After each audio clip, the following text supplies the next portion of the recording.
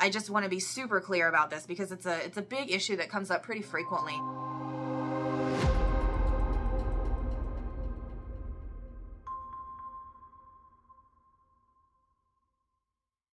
So another really common reason for refusal is I don't believe you're going to leave Canada at the end of your stay based on your personal assets and financial status. And this also pertains to Section 216 of the IRPR.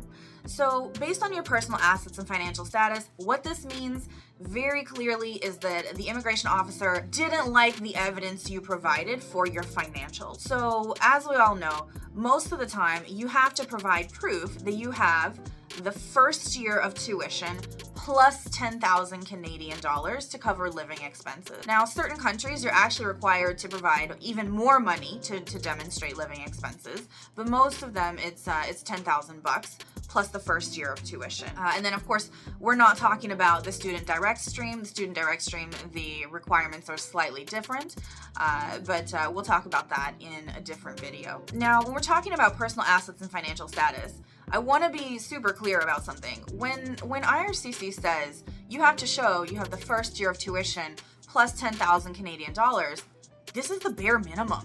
The bare minimum. So what I always tell everyone is the more the merrier.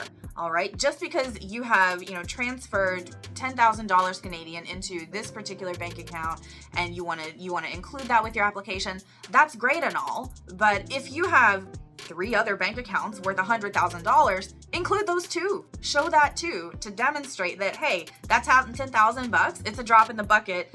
Doesn't mean anything. No problem. There's no issue with me funding my studies. Extremely, extremely important. I just want to be super clear about this because it's a big issue that comes up pretty frequently where people think, well, I put in my 10,000.